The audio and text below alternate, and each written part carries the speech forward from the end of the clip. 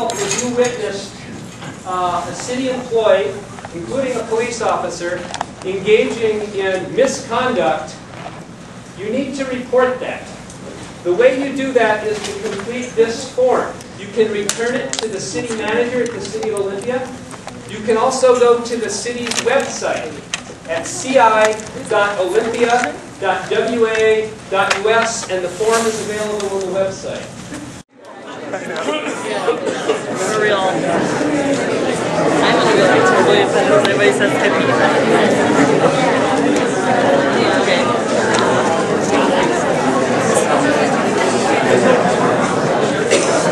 I'm gonna go see it. Cultural appropriating, please.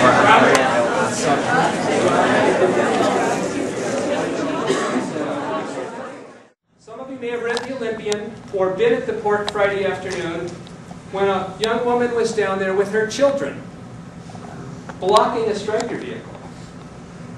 That woman, since that news has come out, has been threatened by people who think it's inappropriate to expose children to the basic tenets of citizenship. And I'm going to invite Molly Gibbs to come up and read her statement. I find it disturbing the view from the outside of what protests are like. The image is that people are randomly tear-gassed, pepper sprayed, and arrested. Projecting this image keeps away grandparents, parents with children, the disabled, and mainstream adults against the war. This is useful to the police and the military because the remaining few who take the risk of showing up can be written off as radicals and college kids. My children have been affected by the war since the day they sat in their car seats, wondering why I stopped my car in a parking lot to sob behind the wheel. If there is anything that makes me think that our attendance Friday put us in harm's way, it is the fact that the Olympian tolerates the advocation and organization of vigilantism on its website. I am shocked that the Olympian's lawyers feel that supporting an online mob of radicals calling for violence, including up to the murder of local citizens, falls under First Amendment protection. As much as I support a broad interpretation of the First Amendment, calling for people to bring their cars to the port and run over peaceful demonstrators is akin to shouting fire in a crowded building. As to the personal attacks online, yes, I do know who their father is. We've had a wholly monogamous marriage since before they were conceived. I don't suppose mom. I'm a local. Our income is earned from working, not welfare or a trust fund, and we pay plenty in taxes. There are plenty more citizens like me who have been bullied into staying home by scare tactics. I would ask that all of them, of all ages and all walks of life, who are against this war to come down and show your support. You can leave at the police first warning or move to the side and help deliver medical aid. You can cover your face if you're afraid your boss would fire you. But come and show your opposition to this illegal war. Show your support for troops by demanding their safe return home.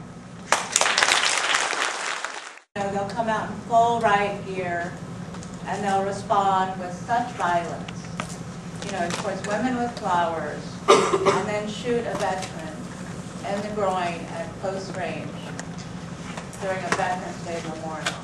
Pepper spray very, very close in my face.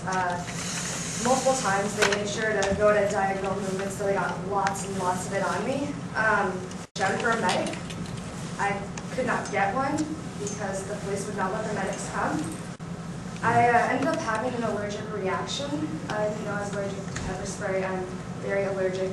It took a really long time to get an ambulance there. I went into shock. I started shaking. I almost passed out. The fact that the police would not let street medics come and help me is just completely malicious on their part. I don't think they should be people that should have weapons. They are extremely violent. Some young woman next to me actually ran into the street, and the police took their baton. One of the police took her baton and smashed her, on the chest right here, and pushed her to the ground. So I reached down to help pick her up because the police started to kick her. They were kicking her back to the curb, though.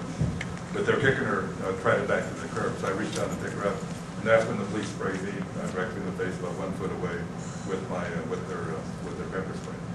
But the police here used to have a pretty good reputation, relatively speaking. They're better than the police of Chicago, that's what I always tell people. And the city will lose this unless they change. They will lose, but they need to change right away, otherwise they're going to lose even bigger. And I was wearing a shirt that identified me as a homosexual. And I was standing on the sidewalk, and I heard 3 cops standing directly in front of me, about 2 feet in front of me, say, "We need to arrest another person. Who do we need to arrest?"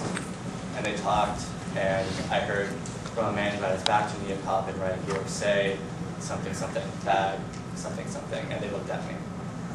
Those 3 cops came to me, did not give me a warning to move, slammed me in the chest with his baton.